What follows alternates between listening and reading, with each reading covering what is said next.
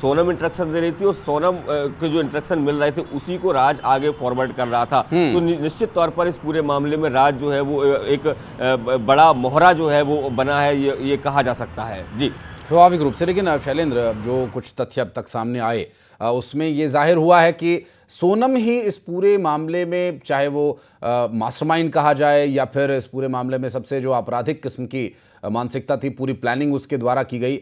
क्या राज के अलावा भी कुछ जानकारी दी गई कुछ और आरोपियों के द्वारा, जो उसमें आकाश या आनंद, विक्की जैसे जो आरोपी हैं उनके द्वारा भी कुछ बताया गया? क्या उनको भी इंस्ट्रक्शन सोनम ही देती थी या फिर वो राज के कहने पर ये सब कुछ करते थे?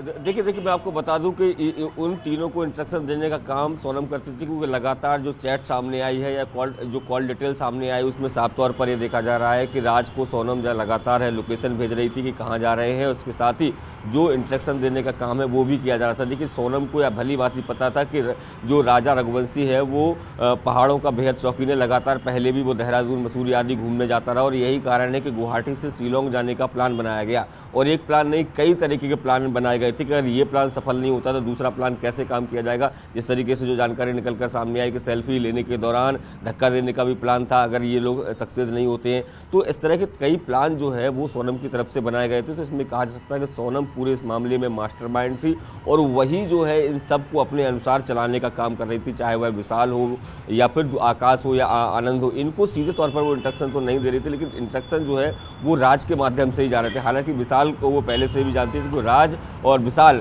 आपस में काफ़ी गहरे दोस्त हैं, घर भी इन सबके आसपास भी है। और जिस तरीके से राज की बहन ने भी कहा कि विशाल जो है उनके घर लगातार आते रहते थे और वो उनको राखी भी बांधती थी, तो पारिवारिक रिश्ते जो है वो विशाल से थे। और इसी बात का फ़ायदा जो है वो उसने उठाया और उसने ही शायद हो सकता है कि सजेस्ट किया हो कि ये तुम्हारे दोस्त है। चूँकि एक बात का फ़ायदा और उठाया गया कि सभी जो है वो बेहद निम्न परिवार से आते हैं, उनका आर्थिक स्थिति बहुत ज़्यादा मजबूत नहीं, तो ऐसे में कहीं ना कहीं उसको पैसे का पहले लालच दिया गया। जैसे उन्होंने पैसा ले लिया और बाद में भले ही वो पीछे हटने का प्रयास किया, लेकिन सोनम ने ब्लैकमेल और दबाव के चलते इस वारदात को वो अंजाम दिया गया है। ठीक है, नजर आप बनाए रखिएगा शैलेंद्र। डिटेल्स लेने के लिए फिर लौटेंगे आपके पास।